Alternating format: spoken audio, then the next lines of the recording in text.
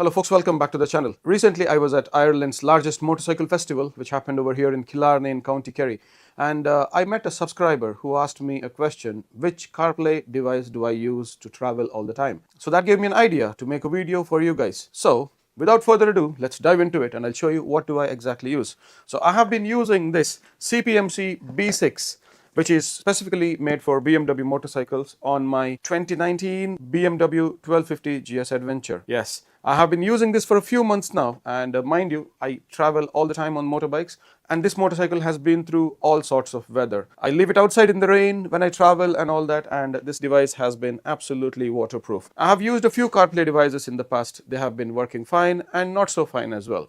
But this particular device has never let me down. Recently, I did a trip for charity. We 40 bikers did 1,800 kilometers in just a matter of 2 days for charity.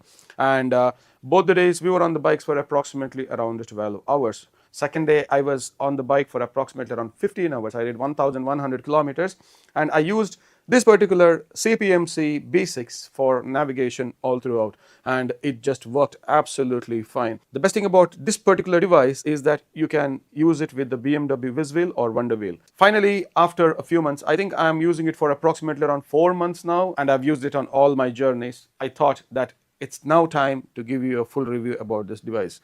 So let's turn the camera towards the device and I will show you how I actually operate it and what do I use it for and how do I like it. So what I've done is I've removed the windshield over here just to give you a clearer look of how the device fits into the BMW stock cradle. So we use the key to unlock the cradle itself, okay, and then you just pull this tab towards this side, and then with this switch over here, if you just push it, the device comes out. It's as simple as that. When you're putting it back on, there is a groove over here. You put it in the groove here and then just click it back in and lock it this way and take out your key. It's as simple as that. This device, you can't steal it. Either they have to break the mount or something like that, but I've left it on the bike all the time and I've had no issues, absolutely no issues with this. I'll move the camera to the other side and I'll show you exactly how the mount looks as well. So that's the key. Turn it anti-clockwise, release the lock from here, press the switch and the device comes out. So there are grooves over here in the bottom, and as you can see, you can opt in to put a memory card in there, and you can use a Type-C cable to power this as well. Alright, so when you're installing it, the longer groove in the bottom and the two grooves on top, so you just place it this way and then just slot it in and voila, that's it. Let's turn on this bike and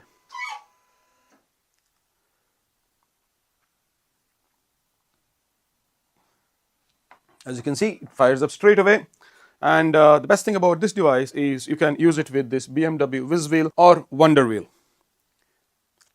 So it's completely booted now and it's ready to go. My phone is already connected to this. I wanted to make sure that this device operates flawlessly so that I can promote it. If this device did not meet my expectations, I wouldn't have made this video. So ideally the Viswheel is used to operate the TFT screen over here like so. But if you want to use the navigational device, the CPMC, you have to move this from TFT to nav. So to do that, you have to hold this menu button in the upward position and it changes to nav.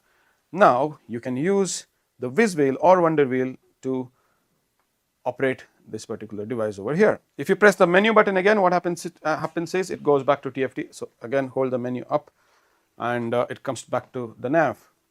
So as you can see over here, you can use touchscreen as well, or you can use the Viswheel. Most of the times what I do is I use the touchscreen. I have the touchscreen friendly gloves and it is much faster and easier instead of going through this. So there is this accessibility button over here like on your iPhone. So you can use this button to go to home, or you can use this button to increase the brightness and so on. Like this button is very useful, especially when you are doing the night riding. This device is very smart. It goes automatically dark in the night and it shifts to night mode as well. But if you want to use the button and reduce the brightness, you can do it yourself. Sometimes the light can be a bit glaring because I ride a lot in the night over here and it gets pretty dark in some of the areas. So I use this button and reduce the brightness completely so that I hardly get glared because of this light. So let's increase the brightness fully now for the video's purpose. Okay, let's go back to home screen and I will show you one cool feature about this. As I mentioned, it comes with the tire pressure monitoring system if you want to install it. So it is shown over here. It shows the kilometer per hour, and like you can see this one as well, which is the analog. You can change this whole setup over here as well. So if you press the third key over here, you have this. So you have gear, you have RPM, your range, like it is exactly mirroring whatever you have over here, but you can see it clearly because it's a little bit closer to you. And it has got some more interesting features like lean angle and battery voltage, outside air temperature, and again you have your tire pressure monitoring system over here. So if you go to the next screen, so it is similar, but it is more like a computer screen where you can see everything over here. Let's see how quickly my phone gets connected to use the GPS. So let's go here and I'll put the GPS on. I hope we can see it. Yeah. So I'll say that we are going to Lismore Castle. I was there yesterday. So directions. Automatically says start in CarPlay. So it's giving me the directions over here. I'll come to the thing in a minute. So go home and here it is. So directions, you can follow it. It's much better than having your phone on this quad lock. Yes, I absolutely love quad lock. The reason why I have this over here is because I put my drone remote control over here. I never have my phone over here because this is a very expensive phone and the vibrations will destroy your phone at some stage. It happened to my last phone as well. So never my phone goes over here. That's the reason I have this device, because your phone can be safe, and especially like right now in UK and everywhere, the phone theft is too much. When you are in the traffic, people come on a moped next to you and they take your phone. Yeah, it's as simple as that. Like this phone can be stolen within a second, but I don't want that to happen. So my phone stays in my pocket all the time, and this one stays in front of me so that I get all the directions and everything over here.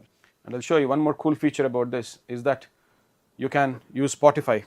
Yes, you can listen to music. So folks, in case if you are using the Bluetooth communication system in your helmet, and if you want to listen to the navigation or Spotify music, or what you have to do is you have to connect your phone to the Bluetooth communication system.